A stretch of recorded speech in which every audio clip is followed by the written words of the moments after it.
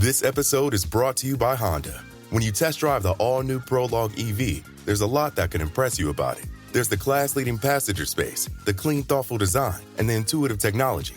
But out of everything, what you'll really love most is that it's a Honda. Visit honda.com/EV to see offers. Ryan Reynolds here from Mint Mobile. With the price of just about everything going up during inflation, we thought we'd bring our prices down. So to help us, we brought in a reverse auctioneer, which is apparently a thing. Mint Mobile Unlimited Premium Wireless. How to get 30, 30, bit to get 30, bit to get 20, 20, 20, bit to get 20, 20, bit to get 15, 15, 15, 15, just $15 a month? Sold! Give it a try at mintmobile.com/switch. $45 upfront payment equivalent to $15 per month. New customers on first 3-month plan only. Taxes and fees extra. Speed slower above 40 gigabytes per detail. Think you know the Brooks Ghost? Think again. Introducing the all-new, better-than-ever Ghost 16. Now with nitrogen-infused cushioning for lightweight, supreme softness that feels good every step, every street, every single day. So go ahead, take your daily joyride in the all-new nitrogen-infused Ghost 16. It'll turn your everyday miles into everyday endorphins. Let's run there. Head to brooksrunning.com to learn more. Cancelo, oh, it's brilliant from Mo Salah. And still, Salah, oh, sensational! Son had a goal and scored a beauty! Oh, what a strike from Yuri Tielemans! De Bruyne! And it is Ward-Prowse from Martinelli, gorgeous! Still going up! Oh, he's done it again! And City have won the Premier League! Ladies and gentlemen, boys and girls, children of all ages, EPL Index proudly brings to you the best prediction podcast in the world, A Tad Predictable, with your host, Tadiwa Chanakira, and his guest, it's Guy Drinkle. It's game week 4, and you know what that means. It's time for another brand new episode of A Tad Predictable. It's a rainy, wet, cold night in London. I'm joined by someone further up north, a last-minute substitution, someone I can always rely on, executive producer, Mr. Guy Drinkle. Unfortunately, Matt, who was meant to be on, wasn't able to be on, and weather was part of the factor for him not being able to come on. So I'm sure we'll get him on later on in the year. But Guy, thanks for coming in. Do you have a weather report from where you're coming from? It was actually it was cold, but it was blue skies for most of the day, and then it rained all afternoon and evening. So we're back. It's back to autumn now.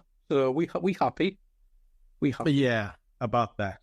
I'm not too happy. I don't think Milo the dog is too happy about that either. He's been sulking all day, watching the rain come down. But Guy, I've been sulking all week because it's been international break, and as you know, I'm not the biggest fan of what I consider to be pointless international breaks. And I think this is a perfect example of it. 3 weeks into a season, just after the likes of Euros and other international competitions, what's the point? Yeah, I think it makes sense with the timing because obviously the transfer window ends. So it kind of makes sense with that. You've got your squad and you can train, if they're not going, they can train and all that. But this one especially always feels pointless, doesn't it? And the fact I think we've got one in like 3-4 weeks, I think, as well. I'm pretty sure there's one in October as well. It feels like you should really combine the first two into one, and the season would flow better. Whether that's possible, you'd have to take away some fixtures, but if you take away 2 international fixtures, is anyone going to care? Like, the FAs around the world going to lose out on that much money? Really? No, who cares?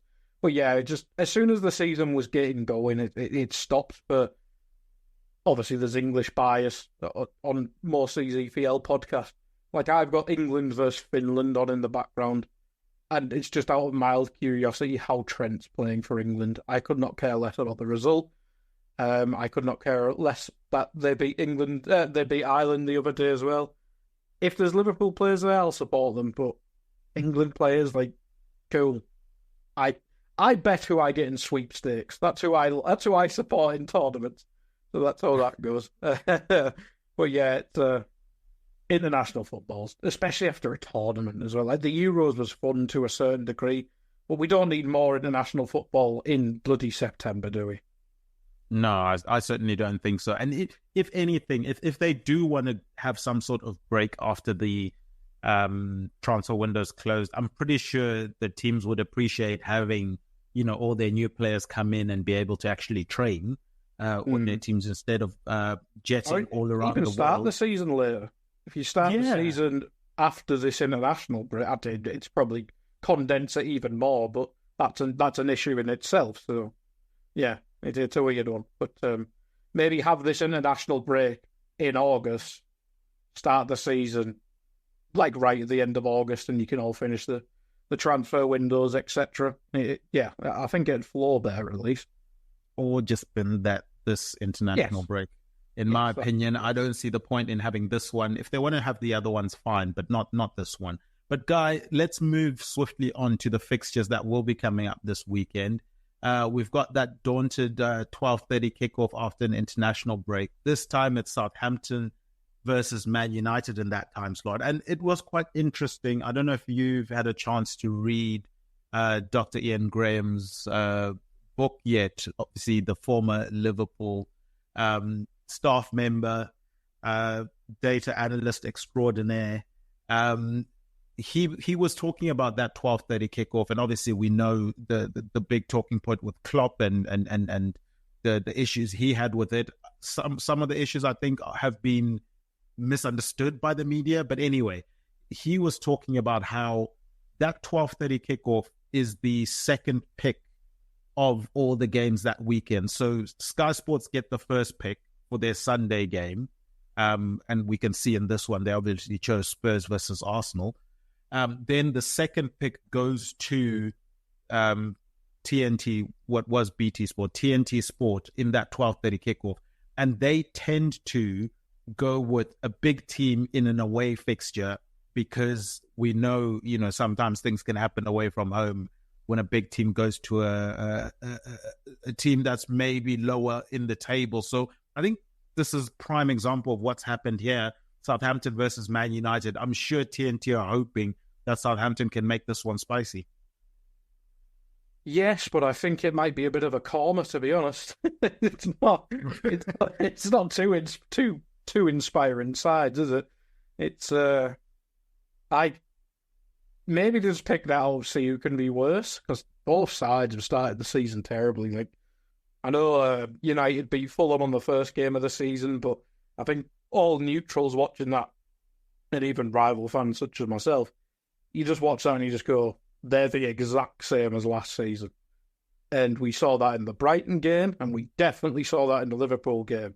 Whereas Southampton, I think everyone who, like, I did not watch much Championship at all, but you listen to the podcasts, you listen to people who watch it, people who have even seen Russell Martin's other sides like Swansea and was it MK Dons?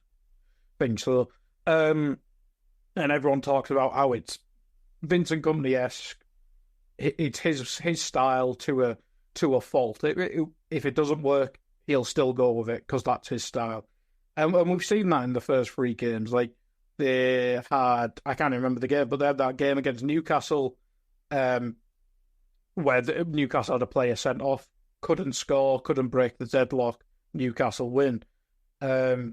Dominated the other two games. I know stats-wise, I think one was Forest, and I can't remember the other one.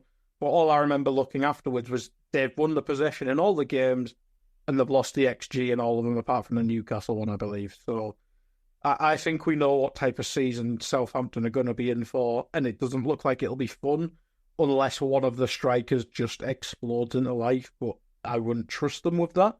But in terms of this game, it'll be interesting to see, because we know Erik ten Hag and Man United certainly like to counter-attack. Can he concede a lot of possession to, let's be honest, an already relegated, threatened Southampton side after just getting beat 3-0 by your biggest rival in Liverpool? It wouldn't be a great look, I don't think. No, I would be surprised if that happens. And if they do scout Southampton and they look at, the games that they've had in recent in recent weeks, they'll notice that Southampton are susceptible to making mistakes if they're pressed when playing out the back. That's where majority of the goals that they're conceding are coming from, is Southampton trying to play out the back. The other team presses them, they mess up, and the other team go and score.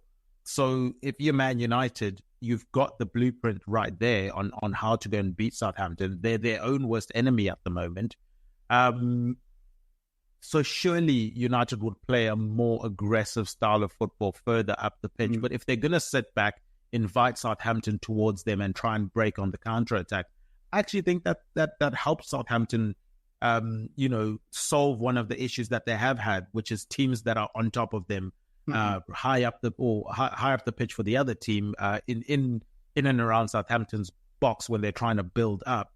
That would just solve one of the if not the main issue for Southampton at the moment, which is they keep conceding goals from those errors. Obviously, for Southampton, big news with the Ramsdale situation. Hopefully, for their sake, he shores things up a bit more at the back. I mentioned in our preview podcast that we did before the season how they were in a tricky situation. They had to replace or they had to bring in a goalkeeper, because I didn't think McCarthy was up to scratch for what was needed. But they're also in danger of alienating Bazunu, who, by all accounts, was their goalkeeper for now and the future. He's not available until next year, some point in time. A loan for Ramsdale, if they make it permanent, it does become awkward for Bazunu. But I think it's already permanent to the. I think it's 25 mil already. I think. Oh my goodness! You see, like that to me makes things quite interesting in terms of long term what they do with Bazunu. But yeah, so okay, they've got Ramsdale in now permanently.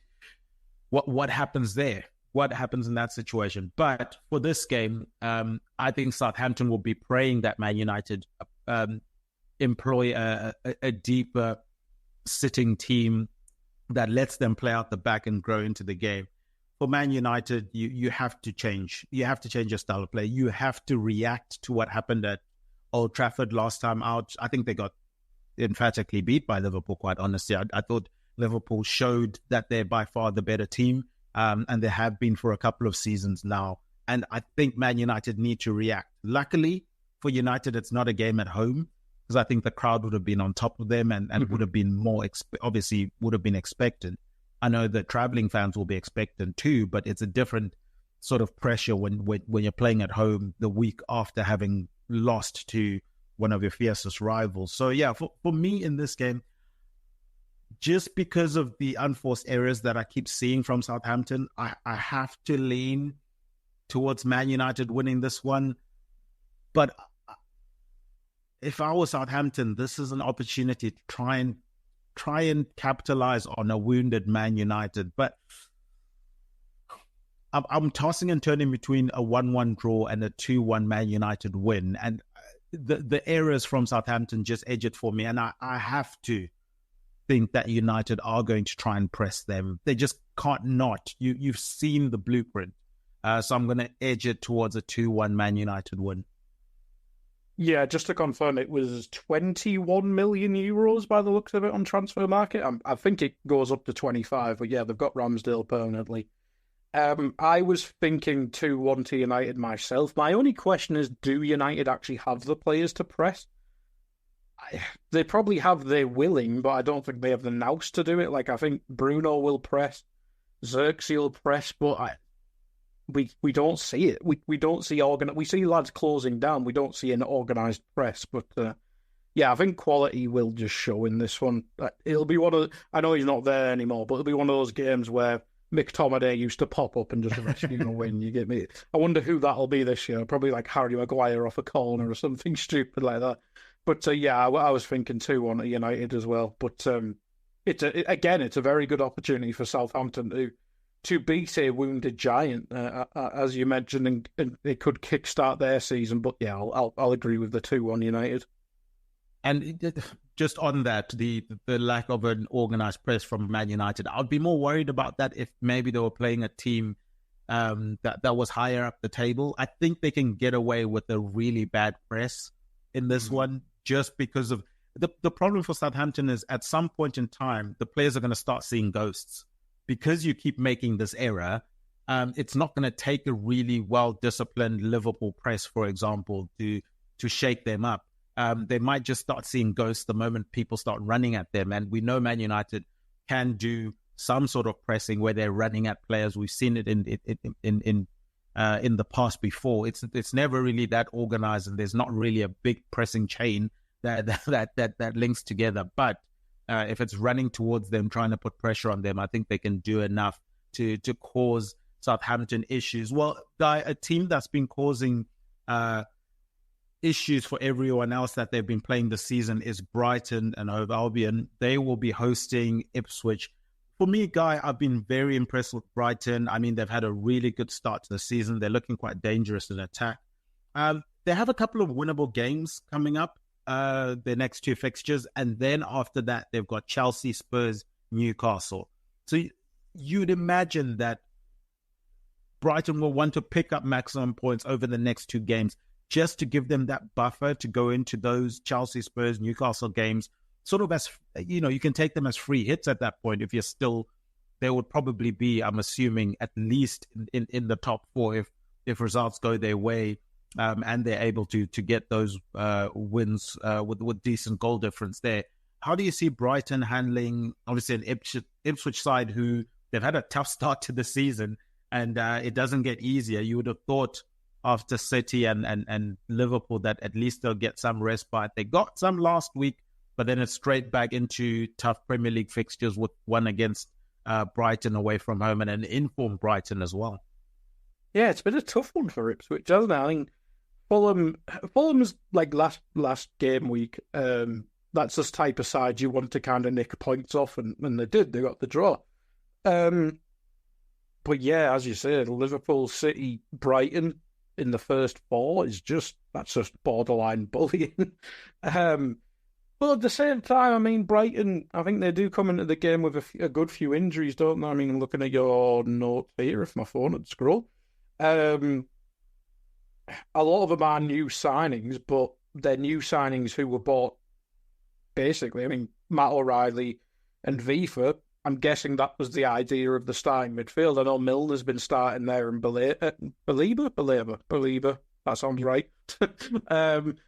He obviously impressed in the United game, if I remember correctly. And he kind of got a starting role. But, yeah, they're missing quite a lot in terms of injury. O'Reilly, Vifa, Gruder, new signing. March has been gone for ages. Milner, Kadioglu, and Veltman. So it's going to be a bit of a makeshifty type Brighton side. Obviously, we know Brighton have a lot of options there, but maybe not a right back. I know Lamptey's fifth at the minute, but he's very different to Veltman. Maybe Hinchelwood will play there, and I think Estupiñán came back in the last game, didn't he? So maybe they'll just tinker about that way rather than bring in someone completely new. But you got to back Brighton. Like, the league's still learning about Ipswich. I'm still learning about Ipswich. I've only seen them in the game against Liverpool where they impressed for a half and then kind of got outclassed a little bit in the second half. It'll be interesting to see, and if they can keep performing, maybe not getting the results against these good sides.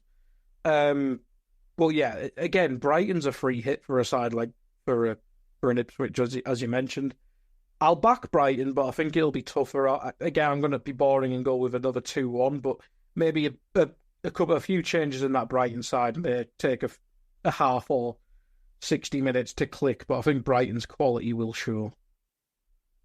Yeah, and I'm sure Brighton will then continue that good form, 2 wins and a draw so far this season. I've been really impressed with how high they've been keeping their wide players. It certainly makes the other team have to make a choice of do we, sit back with them with how high they're going, or do we gamble and push our fullbacks forward? But if you then don't score, or if you lose the ball in not a great situation, then you're going to be susceptible to counterattacks where it's 3-on-2, 3-on-1 situations, which is what you never really want. And we've seen a couple of those for Brighton so far this season. You've gone 2-1 to Brighton in this one. I think for Ipswich, the big thing with this early fixture list and how cruel it's been to them is don't lose hope. It's going to be, you're going to take some L's. You're going to take some heavy L's. Obviously, as I mentioned, look at the teams that you're playing. I think it's fair to say it's understandable that the scorelines might not be as pretty as maybe you would hope. I mean, 2-0 against Liverpool. Yeah, you take spirit from that. Man City, they took the lead, but then obviously emphatically lost 4-1. They get the point at home to Fulham. I think against Brighton, I think Brighton look clinical. Yes, they're going to have players like João Pedro who are coming back from international duty quite late. I think Matoma should come back relatively early because his international team's fixtures have been quite kind to them in that front. But that those international footballers going away may play a factor. I just think Brighton have been clinical, they've been efficient, they've looked good, and they're going to continue that momentum. I think Ipswich will show effort and spirit at the beginning, but then as we've seen in a lot of the games this season, they're going to tail off towards the end when you'd have to start relying on your benches and bringing in impact substitutions. So I'm going to go 3-1 to Brighton. I think, as I said, for Ipswich, please don't lose hope. Obviously, one of my reckless predictions was that Ipswich will be staying up this season. This 3-1 Brighton prediction that I've given here, this is not where we were planning to pick up points. So everything's fine. Don't panic. We'll look to future weeks to go and get points in that regard. Let's move on to maybe a team that was expecting to have picked up a lot more points than they have so far this season. It's Crystal Palace. They're at Selhurst Park. They'll be entertaining the promoted Leicester City. Guy, they're 15th and 16th in the league table. Leicester one ahead of Crystal Palace, and that's because of goal difference. They've scored one more goal than Crystal Palace have this season. It felt like Crystal Palace were maybe the hipsters' choice for, making big waves this season. Obviously, the big loss of Olesi. They had some defenders that were looking to go. Anderson ends up being the one that does go, not Wehi.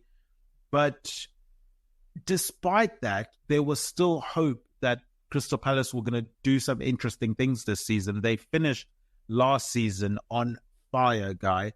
I would say they've been unlucky. You look at the Eze free kick that got ruled out, Eze hitting the post a couple of times, much to the chagrin of my fantasy team. I think they've been in games. Yeah, I think they've been in games. I think, as I said, hitting the post and stuff like that, getting free kicks ruled out when they shouldn't have.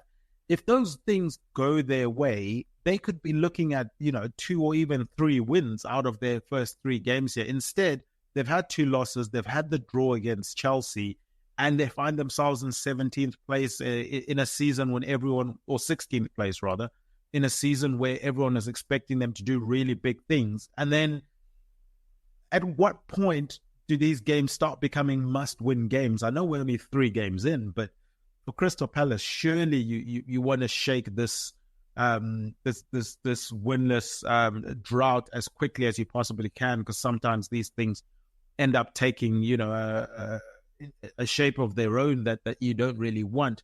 But for Leicester,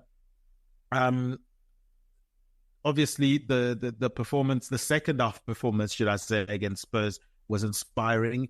Other than that, I think they've given themselves a chance to be in games, but I just don't see them having enough quality.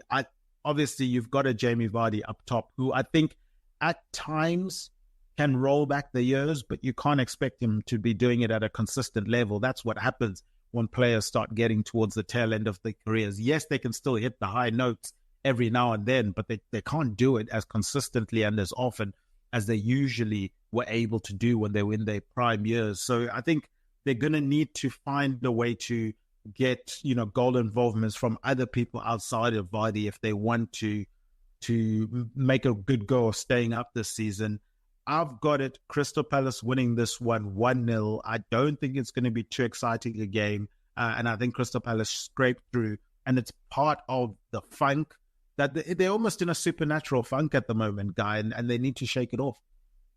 At BlueNile.com, you can find endless ways to make your moments sparkle. From classic and timeless jewelry gifts to creating the custom engagement ring of her dreams, all at prices you won't find at a traditional jeweler. And right now, you can save up to 40% on fine jewelry and 25% on engagement ring settings during the Blue Nile Anniversary Sale, going on now. Go to BlueNile.com to shop the Blue Nile Anniversary Sale and save up to 40%. That's BlueNile.com.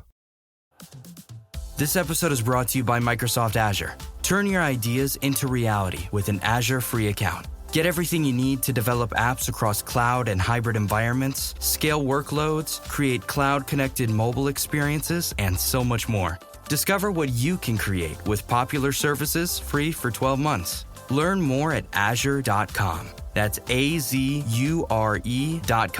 And sign up for a free account to start building in the cloud today. Yeah, you can't be putting pressure on Glasgow already, because you will have a third wave of Roy Hodgson at Crystal Palace. We can't be doing that to poor Roy. Bless him. Just let him retire. No, I think it was a tough one for Palace, because obviously they finished the end of last season so well. And I mean, if they kept Elise and there was no transfer stories every other day about Gay and Anderson, etc., then yeah, maybe they come into this season fit and firing again at like the end of last season. But it just wasn't going to happen. Like, I'm surprised they kept as many as they did. I thought someone would have done something silly and bid massive for like Mateta, for instance, because he was the best striker in the world for a couple of months there. Obviously, he was at the Olympics as well, which is more disruption. I think Crystal Palace will, maybe not a slow burn, because slow burn is too slow, but I think now they'll pick it up. Maybe it'll take to the next dreaded international break, as we mentioned. Just keep chugging along. Introduce your Trevor Chalobahs and your Lacroix and stuff like that. Cheer up the defence. And I think the attack will eventually just click. You've got Eze's been excellent, as you mentioned, and unlucky at the same time. Mateta's not really clicked yet, but he didn't have a pre-season at all. He obviously played the Olympics. He would have had a pre-season, but it would have been with the French Olympic side. And yeah, I think the defence will definitely sort itself out, because there's some good signings there. It's just whether the attack's there. Yeah, I think they'll be fine. I think maybe they'll want some more. I forgot they signed Nketiah. That's who I was thinking of. Will him and Mateta work? I think there'll be goals there. Maybe not work together, but I think there'll certainly be goals and a certain level of effectiveness there. On the Leicester situation, on Leicester, I think Steve Cooper's just kind of got to go for it a bit more. He's been very safe with his team selections. I mean, Tadiwa, starting every game, very good. He's been really fun when I've watched him. But why? Like, I know it was Villa that were playing on the last game, and Villa deserve respect. But why is Mabadidi not starting? Like, he was excellent in the Championship by all accounts. Play him on the left, Tadiwa on the right. Then their pace will let Vardy stay higher. Like, they started a midfield three of Winks, Skip, and then Didi. Like, come on. Like, you're at home. Tony Pulis wishes he could. Genuinely, that's wet dream stuff from 2008 Stoke. Yeah, you need to tinker that. That's not fun. Who did they bring on, just out of curiosity? Canoes, who they signed, I believe he's an when or not. It should be, like, maybe not every game, because there is games you do have to respect, but it really should be Buonanotte, Tadiwa, and Mavadidi behind the striker. And if Jamie Vardy can't play because he's 37, 38 now, play Bobby Reid up front, or Dikadova Reid, I should say, or, I don't know, McAteer. I remember him impressing against Liverpool in a cup game, and then play one of the fast wingers up front. But you've got a decent amount of attacking talent there. There is, like, Jordan Ayew is kind of a meme, and he was a meme a long time ago. like getting Premier League experience and stuff in there, but you've got exciting young wingers in there. Get them playing, get them starting. If you're playing Man City away or Liverpool away, then yeah, play that Stoke midfield. But yeah, you need to he needs to kind of unleash that attack, I think. Palace might be the game to do it, to be fair. Again, it's like a free hit. Like Leicester just got off a points deduction a couple of days ago. Celebrate, play some attackers, not free defensive midfielders. Good Lord. I think Palace will start to click now. I think they would have had time. I'm not sure many of them went on international duty. Certainly not the defenders. So unless they got any fitness issues from pre-season or just wanting them to click, but we may see the next gen of Palace's defence. But I'm going to back Palace and I'm going to go 3-1. Oh, they would be very, very happy with that scoreline, Guy. Let's move on to our next fixture. It's Fulham. They will be entertaining West Ham in a London derby. Obviously, West Ham, the team that is not going to be leaving London for a good while this season, just because of how the fixtures have come up. Guy, for Fulham, it got a bit busier towards the end of the transfer window. I was starting to get worried about them. They bring in the likes of Smith Rowe, who I think is a fantastic signing for them. Joachim Anderson to try and shore up the defense there. Sander Berge probably as the Paulinho replacement, although I don't know if you can really replace him with one player. Just in terms of caliber of player, I don't know if a player at his level was going to come to a Fulham, if that makes sense. So yeah, it would have always been hard to try and replace him. Cuenca comes in as well as a centre-back. Ryan Sessegnon obviously gets the reunion coming back. Reece Nelson from Arsenal, again, another Arsenal player comes in. Could be exciting. We saw flashes from him last season. Guy, for me, I think looking back, the window ended up a lot better than what it was shaping up to be, and I was a bit worried about them with the lack of activity that was going on there. Have they done enough? Are we going to? How quickly can they integrate these players into the squad, and will they have effect in a game like West Ham, where I know it's now a more deliberate, possession-heavy, very patient game from West Ham under Lopetegui. That's how he likes to play his football. He wants to stop teams breaking on them and causing them issues in transition. Which is why he plays that patient, heavy possession style of football. To me, Fulham are a team that thrive on capitalizing in spaces when teams do go forward and they can break on them on the counter-attack in transition. If that gets stifled by West Ham, are there other avenues for Fulham to try and attack this game? Because if they don't have that, I can see West Ham coming away with like a 1-0 win in this one. Yeah, I think they've certainly got a threat in this game. I think they've got the directness of Rodrigo Muniz, words. Adama's been good. Yeah. Which is always fun. I think Smith Rowe's had a decent start as well, I should add. It's a weird one with Fulham, because as you mentioned, I think they always buy late. Our mate Tony Khan is just he's wrestling. He's obsessed with wrestling till August. Even August is his biggest month. he just loves this. Yeah, it's a strange one, isn't it? But I think in terms of this game, I think it'll be quite maybe not. I think West Ham will dominate, as you kind of alluded to, but I think Fulham will hold a threat in it. I think Adama on the counter. Muniz has not really started just yet, has he? But I think he will grow into the season. Reece Nelson's not, I don't think I've seen him in 4 years. He played no time for Arsenal, has he? I know he went out on loan I think he went to Holland and Germany, didn't he?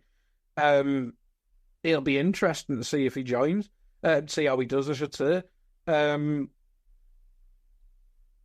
I think they'll probably want to play for set pieces and stuff. Because if West Ham do stifle them, you'll want the big lads up. But it'll be interesting to see who starts in defence for them, because Calvin Bassey's had a bit of a nightmare, but if they're pinned back, Calvin Bassey's probably better suited to play in kind of a deep block. Issa Diop is fine, but you'll obviously... Anderson will probably start 90% of the games. It's just who will play next to him. I'd guess they'd want it to be Bassey long term, because he was a big signing, but who knows? Who knows? But in terms of this game, I'm feeling a bit of a draw. 1-1. Oh, Bit of a cheeky draw, which might be... the old guy's wrinkle is back. Yes, back on that fence, baby. What kind of draw, though? I think it'll be low, high scoring? 1-1. 1-1. Oh, right on that fence. Right comfortably on that fence. Absolutely. Yeah, I'm going to stick with my 1-0 West Ham win. I just think West Ham are going to frustrate Fulham. I think Fulham are going to show... the attacking threat of those exciting players that they've brought in, the Traores, if Reece Nelson features, a Smith Rowe, etc. But I don't think they're going to be clinical enough in this game. Unfortunately for them, obviously it's a home game as well at Craven Cottage. But I'm going to go with West Ham pulling off a 1-0 win in that one. Guy, let's go to your team, my team as well. Liverpool, they will be hosting Nottingham Forest. I mean, 3 wins from 3 games, no goals conceded. Has Arne Slot clocked English football? This seems quite easy. Completed it. He's completed it. Completed it. It's already done.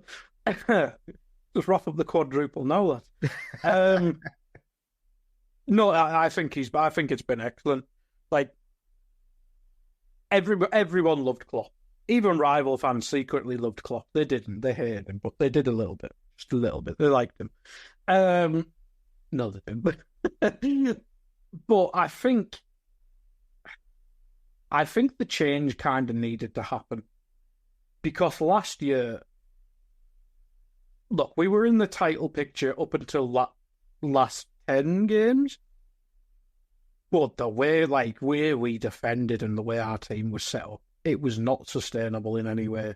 And say we brought that into this season, I reckon it would have continued to be absolutely chaos. And I think we needed that reining back in, whether that was Klopp taking the reins a little bit from our assistant manager, who seemed to just like vibes instead of tactics. But I think this change was needed. I had no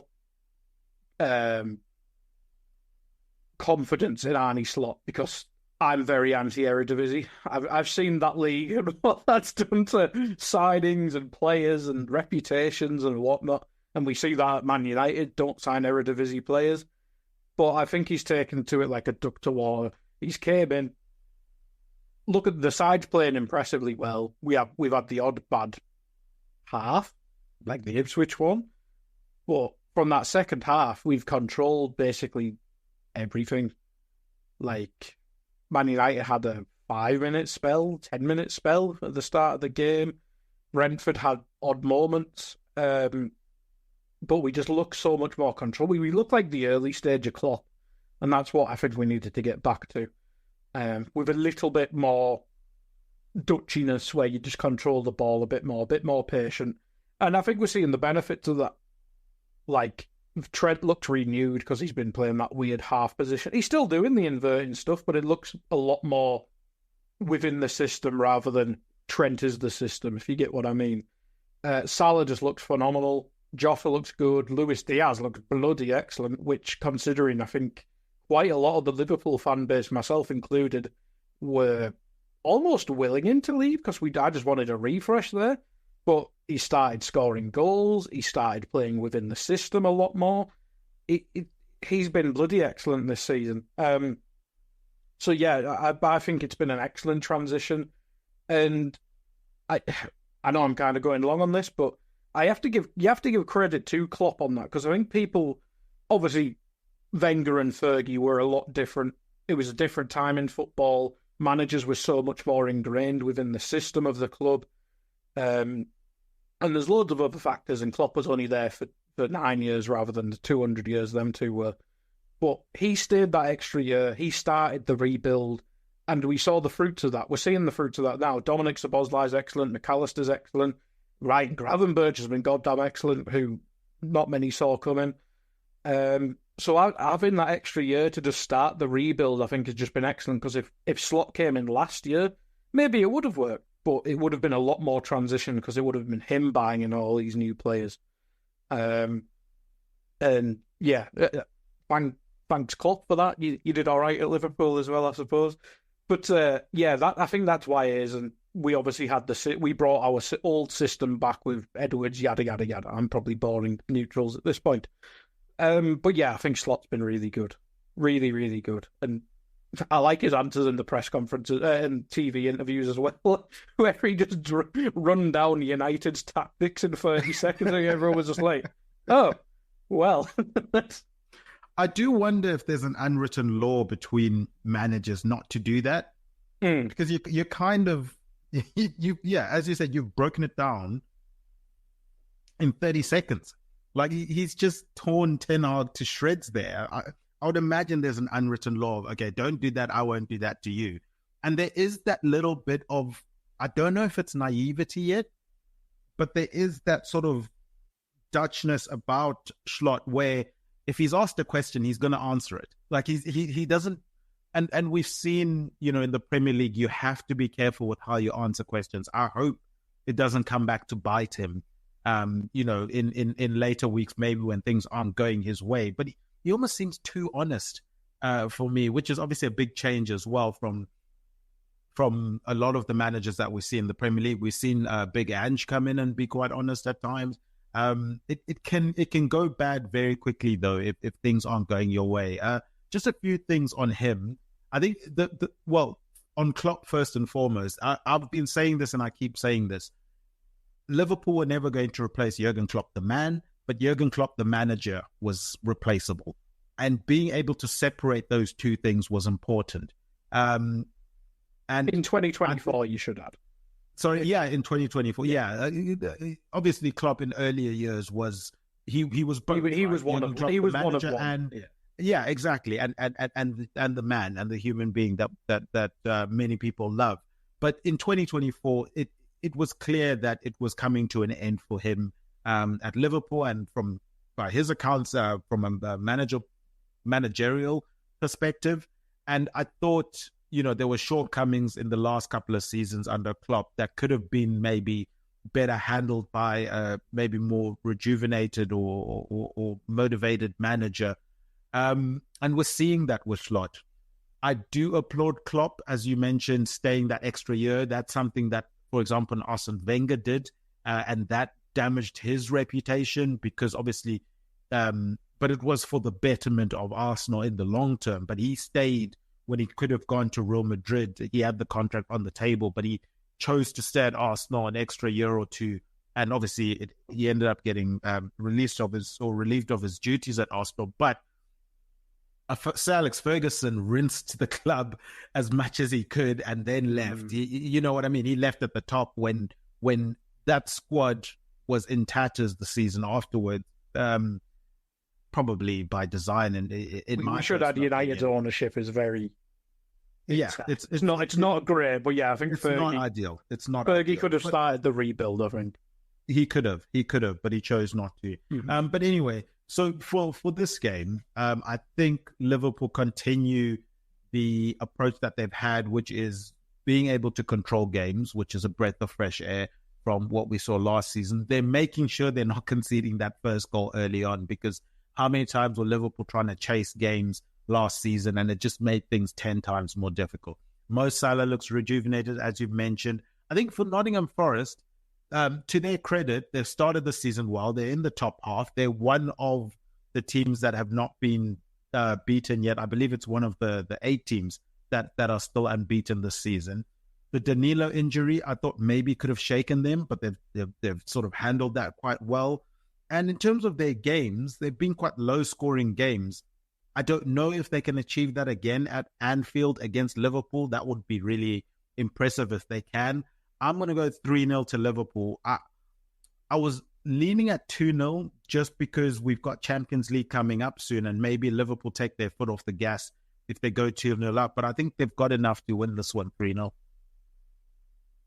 Yeah, it's a week. Obviously talked quite a lot about Liverpool, but on the Forest, they're ruining my predictions. Just the most important thing.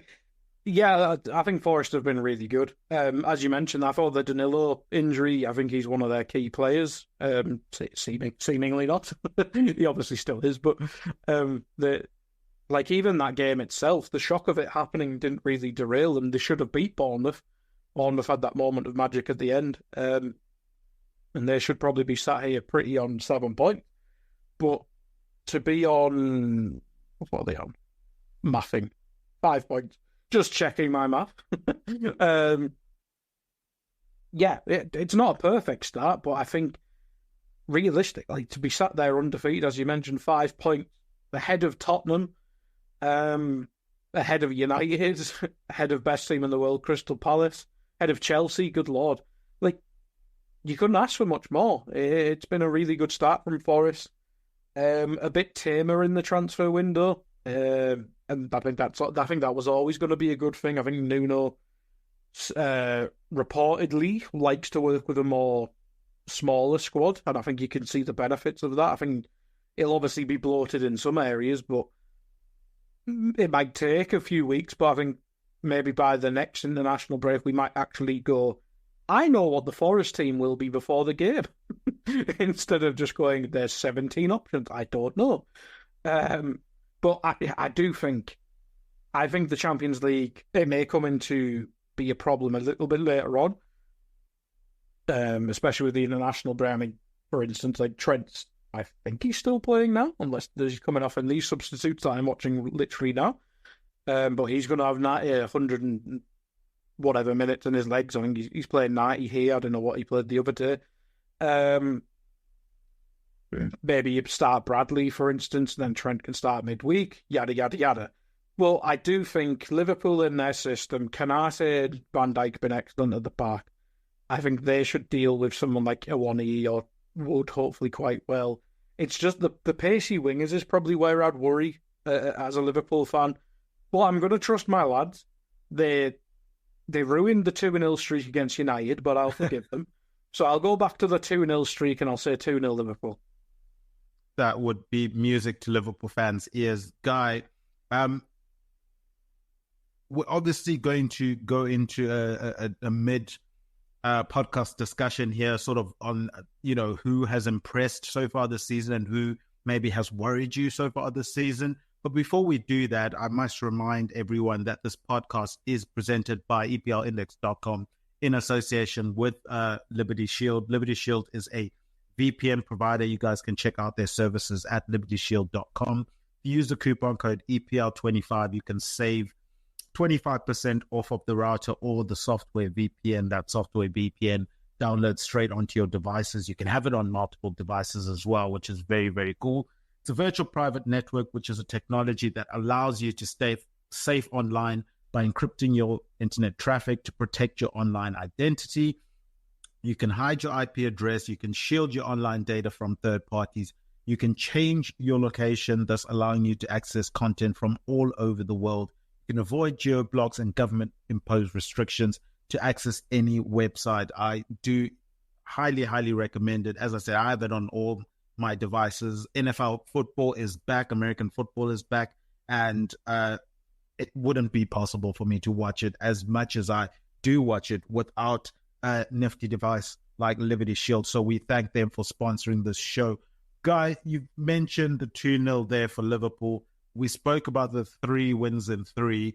They're not top of the log, though. Man City are top of the log. But in speaking about that, I'll let some of that mull over in your head. We've seen Brentford be impressive. Maybe I'm giving you ideas here. But let's go to a quick break, and then we'll be right back with teams that have impressed us and maybe some teams or players that have worried us so far this season. All right, we are back, Guy. We're talking impressive and maybe worrying players and or teams. I'll let you take that whichever way you want to. But yeah, give me some or maybe one, either player or a team that has impressed you so far this season, and maybe a player or a team that has worried you so far this season. In terms of impressed, who am I going to go with? I don't just want to pick a Liverpool player because I kind of just rattled. went through them all a minute ago. I think João Pedro's been really good for Brighton. Yeah. I think Mint has been good for Brighton.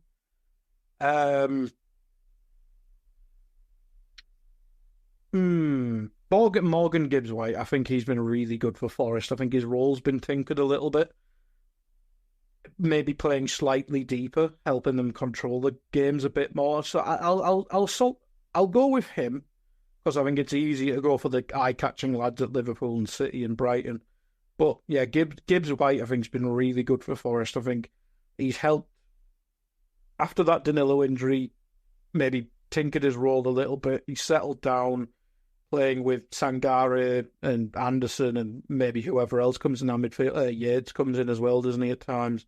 But I think him just being a consistent presence there, I think he's just been a really good, steady to excellent every time I've seen him this season. And I think I've seen 2 of the games they've played.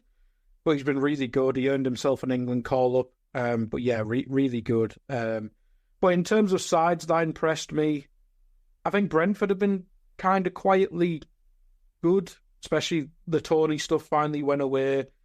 Had a tough game against Liverpool, but to get 2 wins, I mean, Crystal Palace, as we kind of mentioned, came into the season everyone's hot pick to be really good. And beating Southampton, probably expected, but they weren't doing what was expected of them last season. But the front three looks really good. Midfield looks steady and the defence looks steady. That's all you want from Brentford. Anyone you'd pick before I go on to Man United? Yeah, I have to agree with the Brentford shout because that's who I've got written down here. Before the season started, I was not hot on Brentford at all. Obviously, they're losing Ivan Toney, although he wasn't really a factor for them last season. But we saw them struggle last season. We saw maybe a summer that got better, and maybe that's the theme for a lot of the teams, you know, improving as the summer went on in terms of signings. But again, I was not confident that Brentford would start the season this hard. Mbuemo looks sensational at the moment. Wissa is showing his consistency with goals again and again. It has to be Brentford for me. Low-key, it's also Newcastle in the sense of they haven't been impressive, in my opinion. Yet, got points. Yet they're in 5th place. They played a game where they've had 10 men. They've now welcomed back Sandro Tonali, which I think is going to be massive for them. So those are the 2 that I would point out. In terms of teams that I worry about, obviously there's one that you're going to be speaking about. But for me, it's Southampton in the sense of I want to know how long it takes them to abandon this playing out of the back thing. Because at the moment, it doesn't seem to be working. It seems like they're going down the Burnley route of we're going to do this no matter what. And at what point do you admit that maybe the players that we have at this present point in time can't execute the game plan at this level? And when do we pivot from that? So for me, they've been disappointing in that they're beating themselves at the moment so far. And I want to see how long it takes them to concede that maybe this is probably not the best avenue and method to go about the season. Yeah, I'd very much agree with Southampton. I think they spent a lot of money and there was a lot of turnover in terms of people going out as well. But to be 0, no points, not even really close to a point, apart from maybe the Newcastle game. I know they should have won one of the games where they missed loads of chances, etc. Well, to not even barely have any goals as well. I think they scored when they were like 3-0 down or 4-0 down. Does that even count? It probably shouldn't. But the defence just looks awful. And as we've mentioned throughout, it's them getting caught on the ball half the time. Like Jack Stevens in 2024. Like he wasn't great the last time they were in the Premier League. It feels like they've spent a lot of money. Yet I don't see it on the pitch other than the goalkeeper who's only just come in. It's very strange, very, very strange. And obviously there is, there's great credit in trusting the lads who got you promoted, but you kind of got promoted by the playoffs because Leeds bottled it. Like I know you have to go beat Leeds, but Leeds are a bottly side. Let's be honest, and their defensive record in the Championship was god-awful, if I remember correctly. It just feels like they needed to address it. You don't have to go full 180 and turn into big Sam Tony Pulis football, but you can show signs of it in moments. And yeah, you kind of got to learn it. And if they don't change it, it'll be interesting to see how much Southampton actually do trust Russell Martin, because we saw it last time they were in a relegation scrap. They went through like 4 managers. Was it 3 managers in a season? Obviously, it got them relegated, but they went through managers all the bloody time whilst they were circling the drain. So they're not afraid to change it. I know they had an ownership change in that time, but yeah, it wouldn't surprise me if they're struggling by the time it's Halloween or bonfire night or whatever. If they're thinking, do we just get a steady coaching? Maybe that'll be the way. But anyway, not to go too long because we have a lot more games to go through. United look awful for me.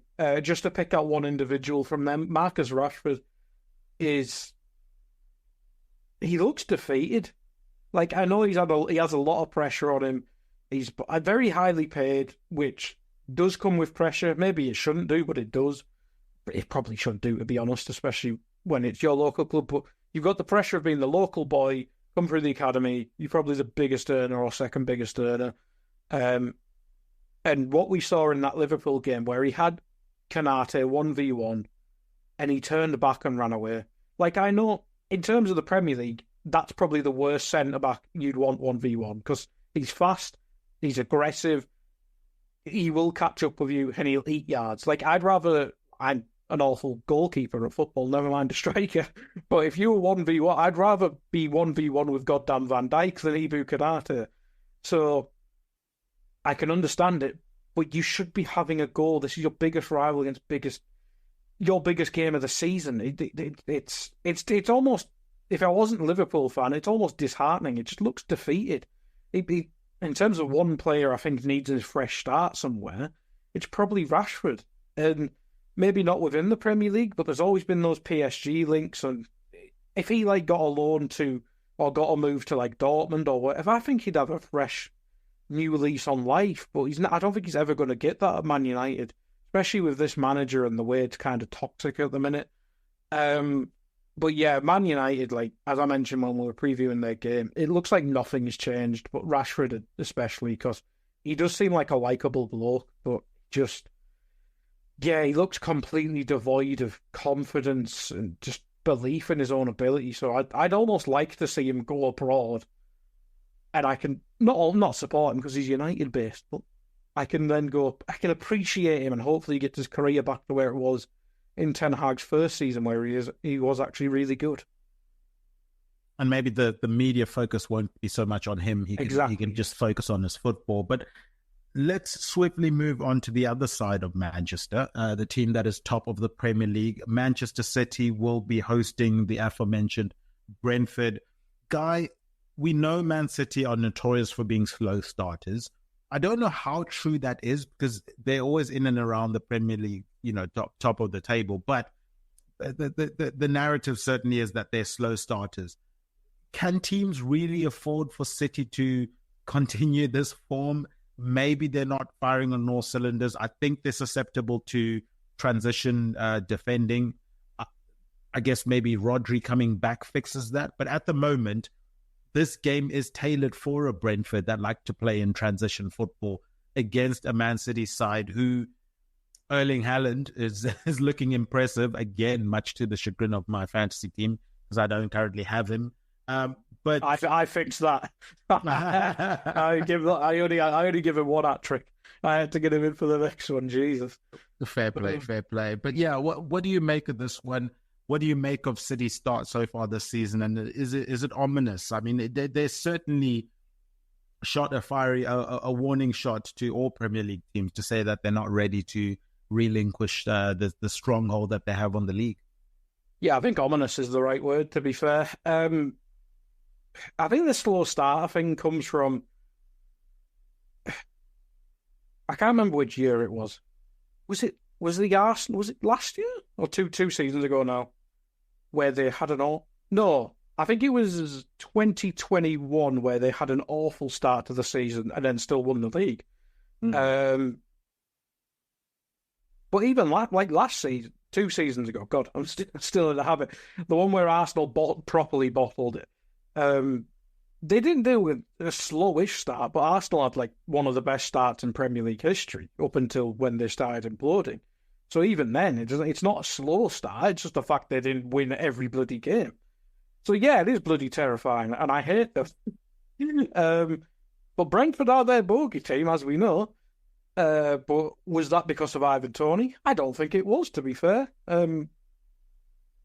I think Brentford are quite well suited. You mentioned in the who's impressed us part. Mbeumo's been excellent. The front three's been excellent as a whole. But Mbeumo's a person who can hurt them, I believe.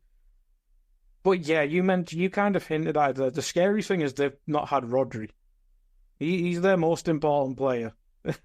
Last season they didn't. I think they won like 1 game or 2 games without Rodri.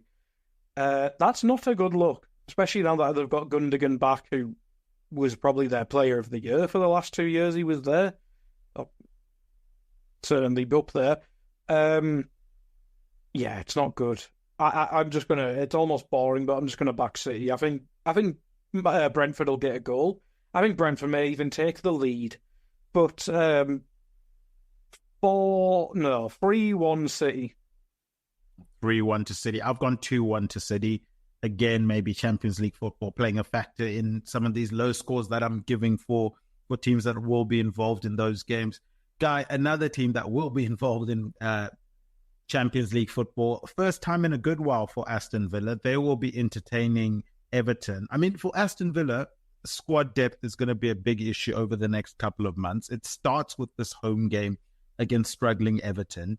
In the next 6 games, Villa will face 4 of the bottom half teams from last year and a promoted side. So they'll obviously be hoping to rack up as many points as they can before November, December time, when things really heat up from a fixture perspective. I think they've got enough to take on this Everton side, who obviously had the most famous collapse to Bournemouth last time out. At least it's a game away from home for Everton, so maybe not as much pressure on them. Kind of similar situation to Man United, where if it's a home game after very disappointing performance, then the fans are really going to be on edge and waiting for an excuse to get on top of the players. But you're away from home at Aston Villa, at Villa Park. Is there an avenue for Everton to come away with something from this game? Mass food poisoning. It certainly won't be set pieces. My prediction still lives on. Oh, doesn't it? Well, yeah, they have to score a goal. Well, they scored 2 last time and then gave up 3. Good Lord, fun times for Everton. I think there is an avenue. I think, as you mentioned, Villa may have to start rotating. Villa have not been excellent so far. I mean, losing to Arsenal's fine. The Leicester game seemed like more of a struggle than it should have been. West Ham's a tough game to go away to, especially, but there is question mark. Like, Ollie Watkins not started the season well. Do you bring in Durand for this and start Watkins in the middle of the week? Yeah, it's probably this is the type of rotation you start to need to think about. Because if Durand can win you a game early, which Villa should be doing against Everton,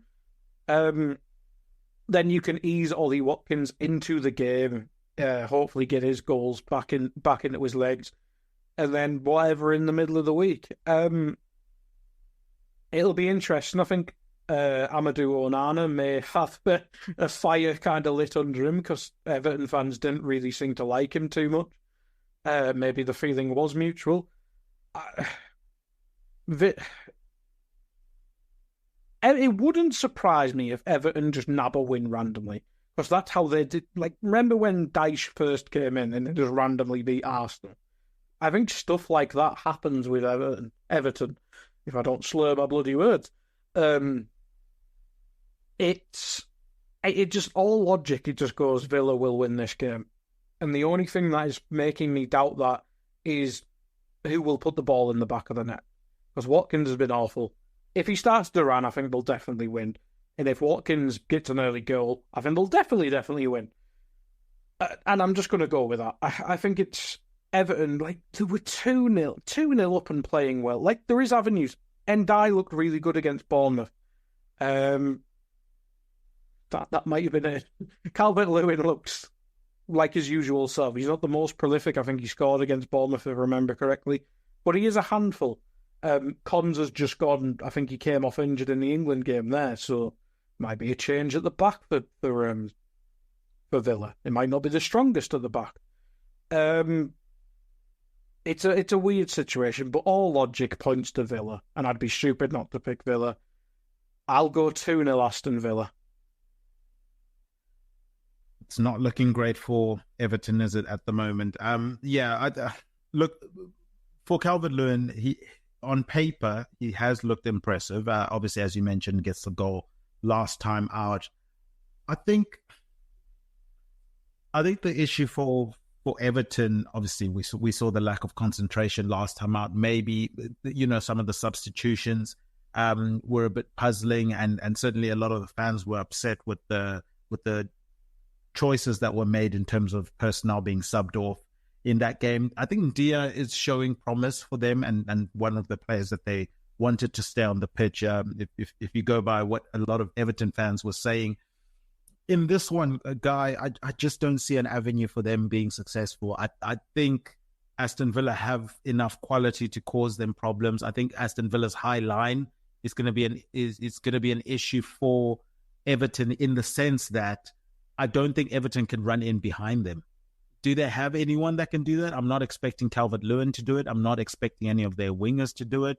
Is a Jack Harrison really going to run in behind? You know what I mean? So they're just going to get suffocated, in my opinion, from that perspective. Aston Villa are going to shorten the pitch. They're going to suffocate them, and then they're going to go and win this game. And I agree with you, 2-0 is going to be the scoreline. So yeah, Everton need to fix things quickly, and unless they start scoring those set pieces, and as I mentioned earlier, I did predict that by game week 16 they would not have scored a single goal from set pieces. If that continues, Guy, it's gonna be a tough old 16 games for Everton to start the season. Let's move on to Bournemouth versus Chelsea. I mean, Guy, Bournemouth, we mentioned the latest comeback victory against Everton. They look okay in the post-Solanke era. Semenyo seems to have stepped up in a big way for them this season. They faced this like mixed breed Chelsea. I don't know if they're going to have enough to hold off this Chelsea firepower. It's almost like an unlimited firepower in my position, in my opinion. From a Chelsea perspective,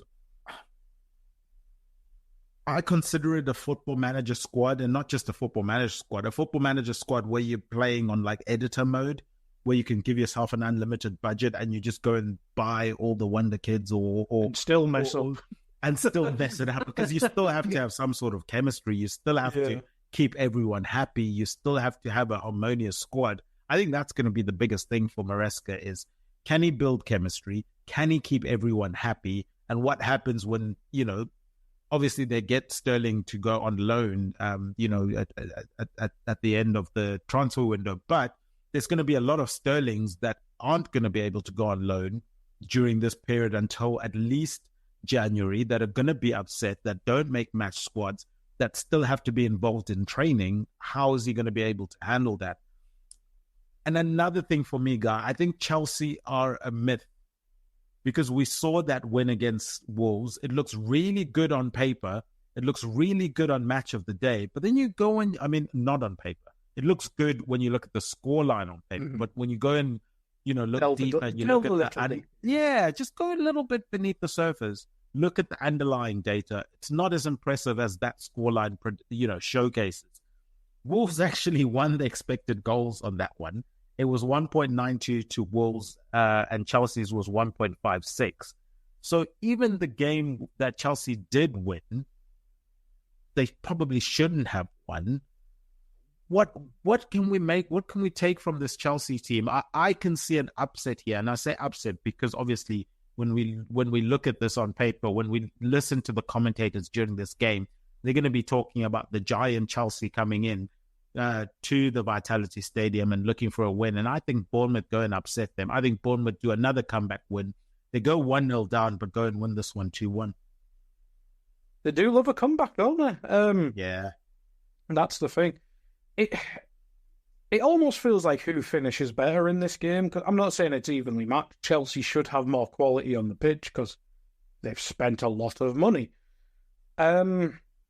It's just interesting with Bournemouth because I think they've got certain things they need to figure out. Like the defence, I think Dean Huyson's been really good. I think that's how you pronounce his name. I was listening. What was I listening? I was listening to.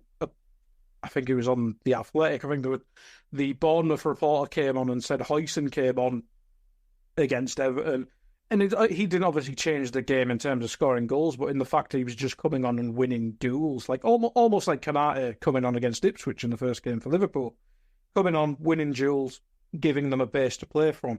Like, I think Zarbani and Huyson might be the way to go. I think Senesi was really good last season for Bournemouth, but you've got these two really exciting centre-backs at Bournemouth, and again, if them two can just dominate someone like Nicholas Jackson or whoever they're going to play up front, it'll give them a good base to play from, because the midfield of Lewis Cook, Christie, Alex Scott, it probably can play through Chelsea. It's just who can put the ball in the back of the net, because, as you mentioned, Semenyo's been really good. The madness of last week, they brought on all 75 of their wingers coming on. Evan Nielsen's looked like a handful without being a massive threat from the bits I've seen. But if he starts to click, who knows? They might just put Chelsea away. I think Chelsea games, whoever's going to be on, are tad predictable this season. Unfortunately for you, you're on every one of them. It's going to be unfortunately. Yeah, unfortunately. Well, unfortunately, in terms of predicting Chelsea games, because it's going to be so unpredictable. Like, they may go on like a 10-match win streak and then all of a sudden lose 5 in a row. It genuinely could happen. I'm going to, again, back on that beautiful fence, Tadiwa. 2-2. Big 2-2. I'll give you that one because, this seems like a game that could be quite manic and probably a sneaky good game to watch. I know it's going to be on Sky Sports if you're in the UK. Kickoff. Lovely. It's the 8 o'clock kickoff. Yeah, it should be a good one. Let's move on to maybe what is the game of the weekend, though. It's the North London Derby. It's at Tottenham's stadium, the Hot Toddy, as I call it. Guy, Tottenham have been inconsistent to start this season.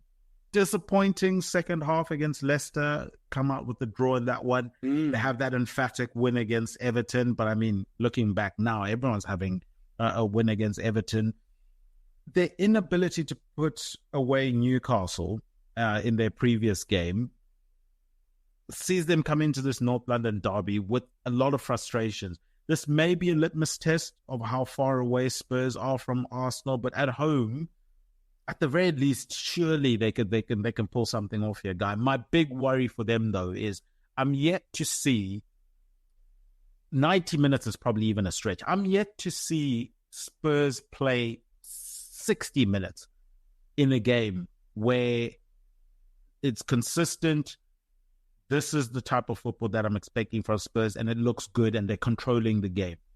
They dip in and out of games, and if that is the tactic, more power to you. But if that is your tactic, that it's not going to be consistent throughout the entire 90 minutes or for a 60-minute stretch, it's going to be 15 minutes every now and then. We're going to, spike it every 15 minutes or whatever and drop it back down again.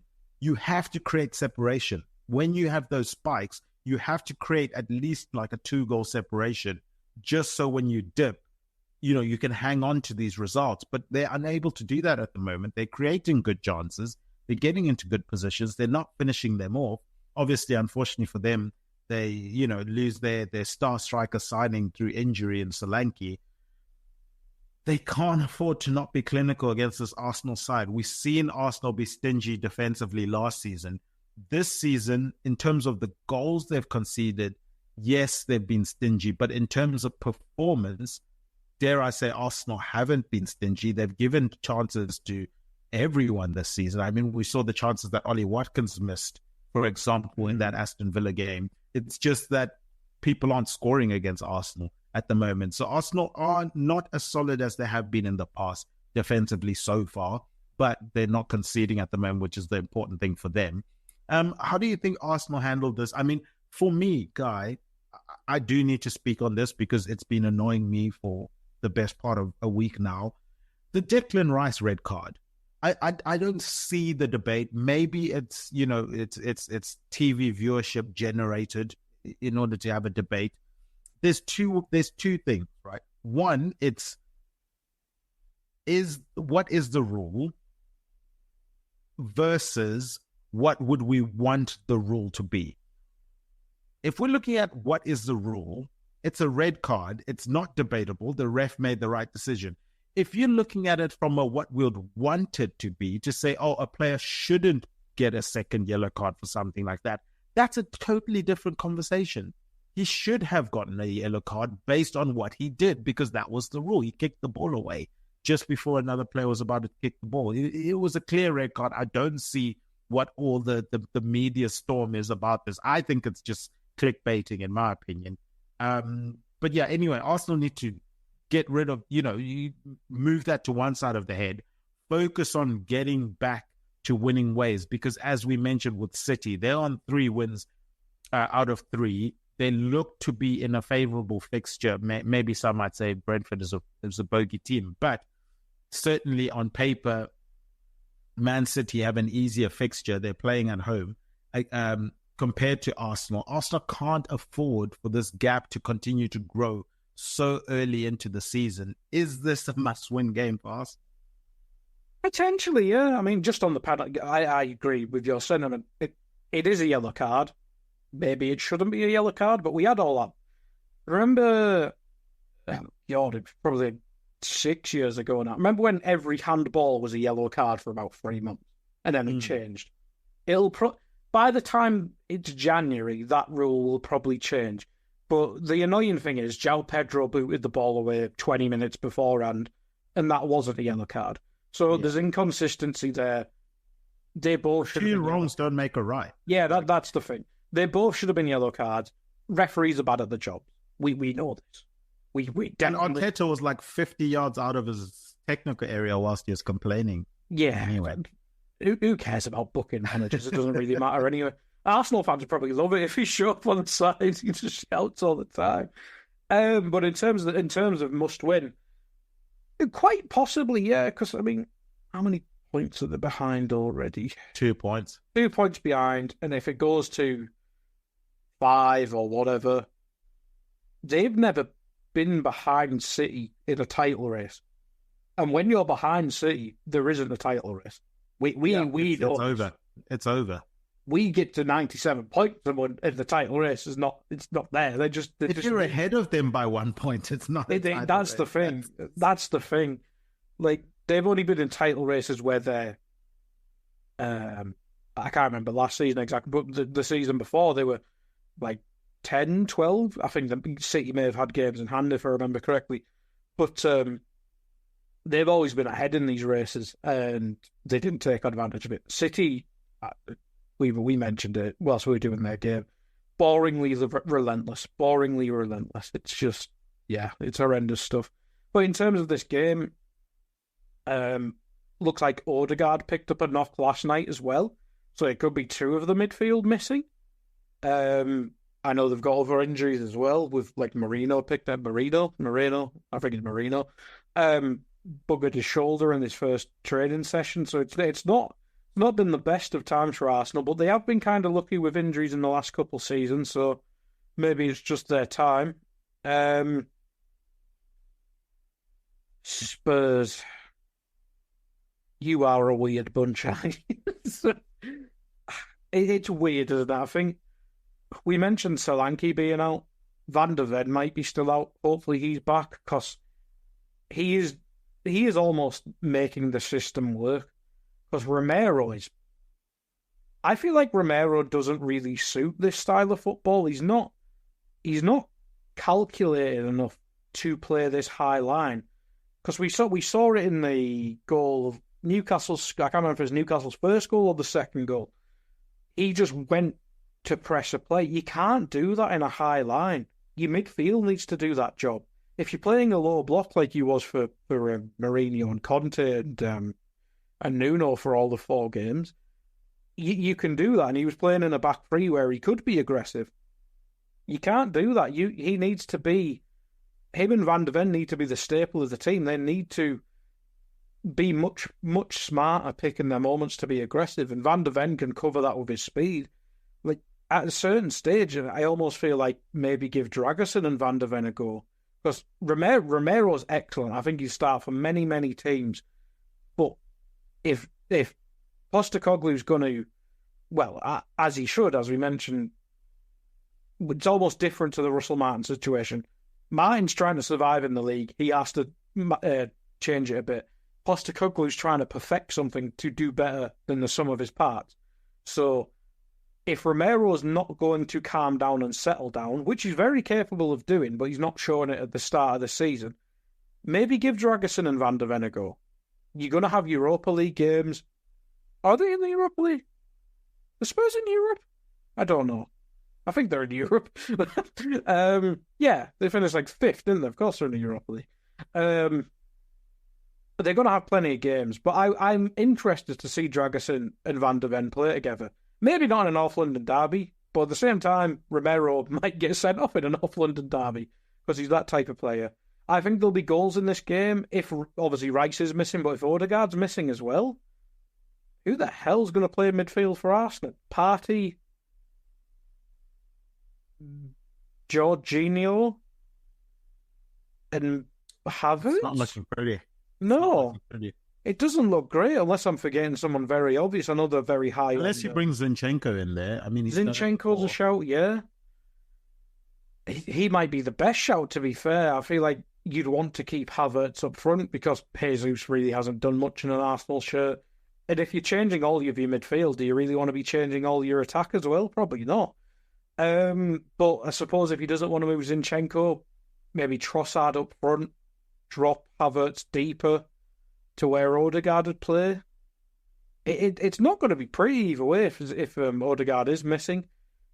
I feel like this might be a high-scoring draw again, which it's me sitting on the fence, technically. But I'm going to go with 3-3. I think we're due a mad game. In the North London derby is the one to do it. So I'm going to go 3-3. It would make for a very exciting viewing at 3-3. As I keep saying, my worry with Spurs is their inconsistency within a game. They're incapable of playing a long stretch of time where they're playing well. As I mentioned again, they're creating a lot of chances but not scoring a lot of their chances. And we know Arsenal, yes, they're giving away a lot of chances, but somehow teams are not scoring against them. Raya is pulling off really good saves. I'm going to give it 2-1 to Arsenal. I'm sorry, Spurs fans. It's at the hot toddy as well, so that could be a cruel blow for them. My heart is wanting to move it to a 2-2, but I'm going to go with my head here. I'm going to say 2-1 to Arsenal. I think they sneak it. And as we said, for many people, Arsenal are the team that's going to take it from Man City this season. They can't afford to go 5 points down, or even, whatever. They can't afford to have this gap extend even more than what it is at the moment. They have to keep pace as best they can and stay on Man City's coattails and hope that City slip up somewhere else. Let's move on to Wolves versus Newcastle, Guy, the last game of this weekend. I mean, Wolves almost seem like the forgotten team to me. I don't know if you feel the same way. There's obviously a running joke on this podcast because we were meant to do all 20 teams previewing their season, and Wolves got left out. I don't know where that podcast has gone, but it never came out. It's lost in transition. Kind of what's like lost in the mail is that one to it was lost in the mail, like what Wolves have been so far this transfer window and this season, in my opinion. But yeah, so somehow we did 19 teams. We previewed 19 teams. We left Wolves out. That podcast is somewhere. I don't know where it is. But, Guy, for them, surely it's just survival this season. It seems like there's a lot of disruption.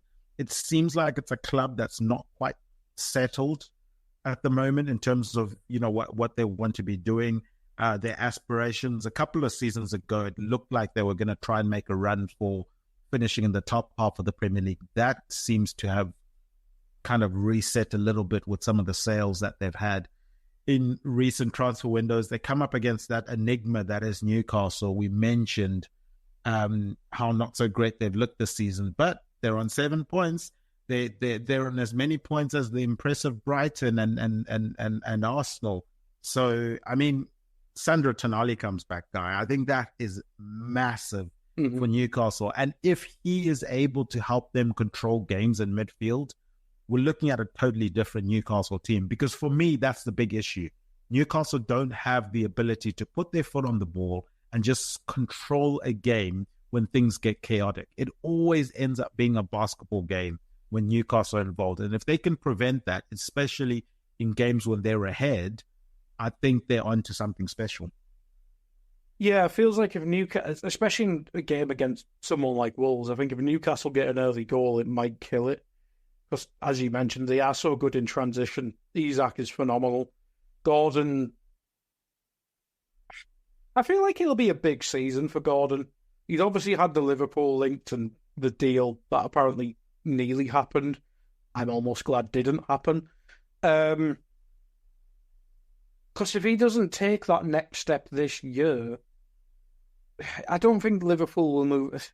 Mind, Liverpool's transfers is so much more analytical than he did goals this season. But it does feel like from an outsider, like just someone watching him as a regular fan, I feel like he just does have to end a lot more end product to his game, because they will create chances, and they do create chances. And he's not the most clinical, like even in these England games that I've had on in the background. He's missed chances in both of them. If he wants to take that next step, he needs to be much more clinical. Or, let's be honest, if Newcastle do get past these PSR shenanigans that everyone needs to get through, they will buy someone big eventually. They will get round these issues and buy someone massive. For the improving attack is the most fun thing to do. Like, I'm sure they'll want to be patient with someone like Anthony Gordon, and they will be. But if he's still this player in a year, in 2 years, it'll be someone they'll look to improve if they want to get to that next level. But no, I think Newcastle should win this game. It's just whether will they perform like we know they can. And you mentioned it there, Tonali. If you get a midfield of Bruno, Tonali and Joelinton for, I don't know, let's say the majority rather than put a percentage on it, majority of games, I think they'll win a lot of games. I think that'll be a tough midfield to play through.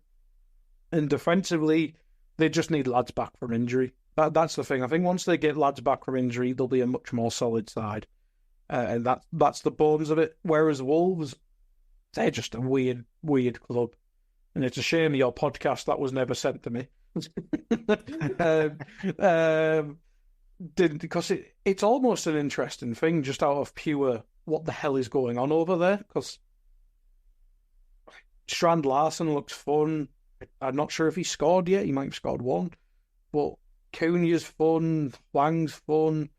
Midfield's got a load of lads that are quite good. Bought Andre last minute, didn't they? Could be fun. I think they signed someone else, but I'm forgetting who it is. They've got loads of young Brazilians now and Portuguese lads. Just go back to that. That's when Wolves was a vibe. Remember when they had the Portuguese kit as well. Go back to that. That was the great time at Wolves.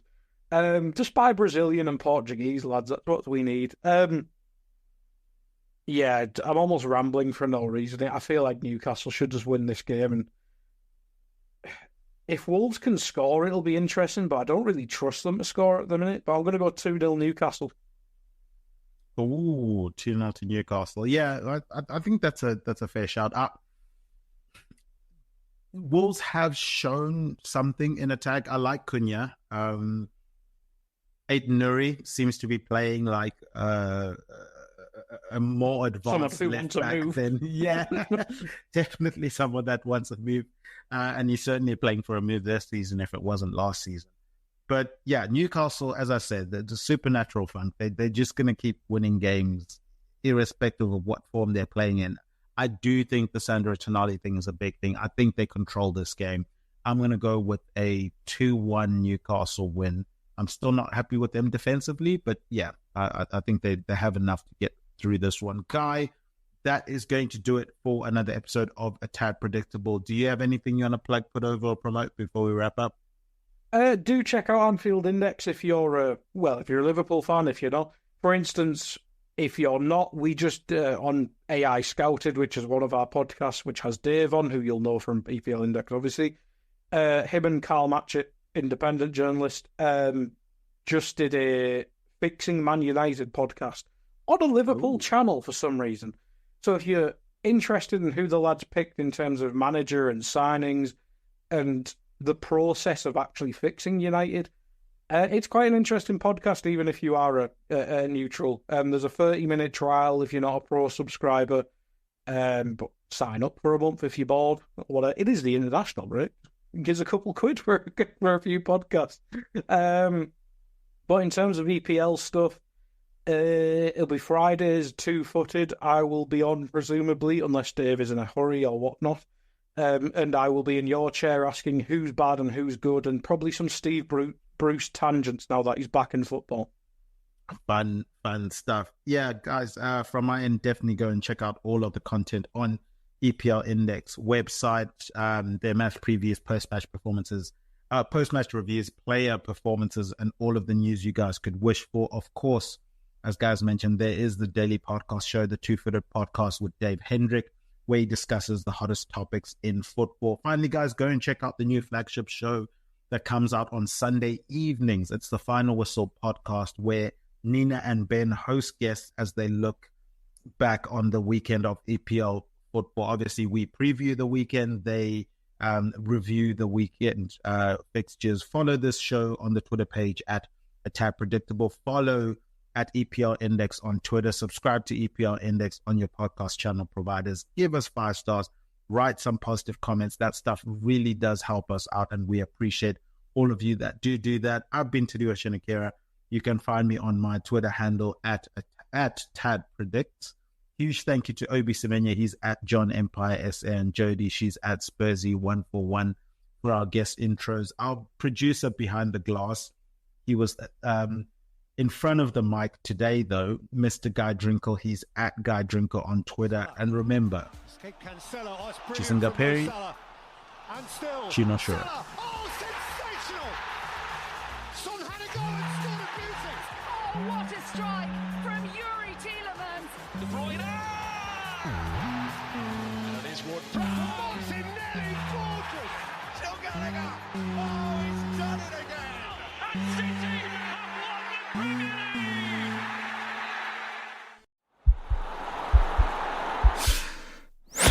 This podcast is part of the Sports Social Podcast Network.